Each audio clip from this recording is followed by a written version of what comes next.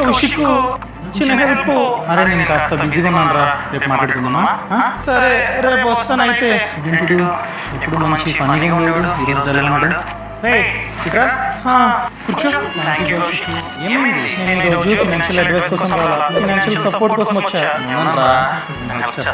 మా డాడీని hospital admit చేశా, డబ్బులు లేవు కౌశిక్. Thank you Kaushik. నీకు 50,000 కొట్టాను, మంచి హాస్పిటల్లో చూసి. ఓకేనా? సరే కౌశిక్ చెప్పు. చెప్పేది సరిగ్గా విను. ఇలాంటి సిచ్యువేషన్ కి మళ్ళీ రాకుండా ఉండాలంటే ఖచ్చితంగా నీ ఫ్యామిలీ మొత్తానికి మంచి హెల్త్ ఇన్సూరెన్స్ ప్లాన్ తీసుకో. అలా తీసుకుంటే హాస్పిటల్ ఎంతైతే ఖర్చు అవుతుందో అదంతా బీమా సంస్థ భరిస్తుంది. అర్థమైందా?